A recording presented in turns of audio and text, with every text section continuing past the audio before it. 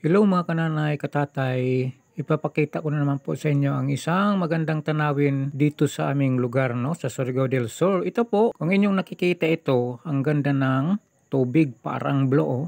Talaga, tsaka malinaw ang tubig dito. Ito po yung tinatawag na Enchanted River ng Hinatuan, Surigao del Sur. Ayan po. No, mga 30 minutes lang po ang biyahe mula Barubo papunta dito. Okay, nasakupan ito ng San Juan, no?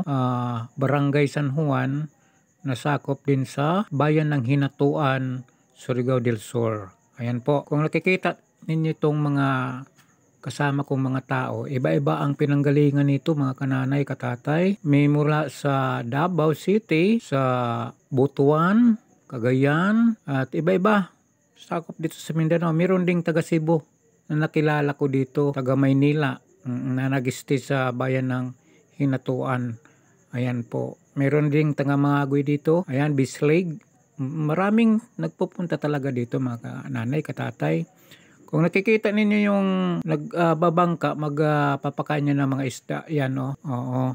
Magtataka ka dito yung mga isda pagdating ng alas 12, no, ng tanghali. Ayan, naglalabasan yung mga isda kasi pinapakain na yan ng nagbabangka. Ayan po. Pagkatapos niyang kumain, mawawala din yan dyan mga kananay, katatay.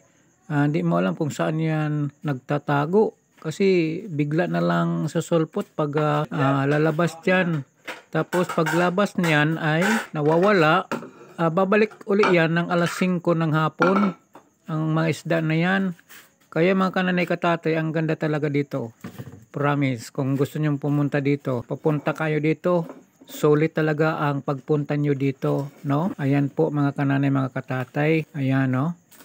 Pasamantalang sinara to dati mga kananay, katatay, habang pinapaganda nila. Ayan po ang lugar na ito. Ayan mga kananay, katatay. Kaya talagang maraming bumabalik-balik dito kasi ang ganda ng view dito. Saka yung tubig, oh, kalain mo na blue na blue. Iba naman yung pagka-blue sa sa dagat. Kaysa dito talagang malinaw yan. Oo, malinaw na malinaw yan mga kananay, katatay. Kaya maganda talaga. Marami na rin pumupunta dito na artista, kagaya ni Royal Bernal, no? Nakikita ko nung pumupunta si Royal Bernal dati dito, si Philip Salvador. Ayan po. Mga ilan nakikita ko dito nung pumunta sila dito sa Enchanted River na ito. Oo. Ayan. Kaya lang, may gusto sanang mag-shoot dito. Ayaw pumayag ang LGU dito kasi ang namamahala dito talaga sa Enchanted na ito mga kananay, ang LGU government ng Hinatuan.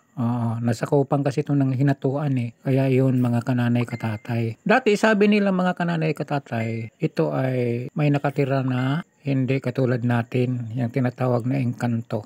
Ayan po mga kananay. Kaya yun.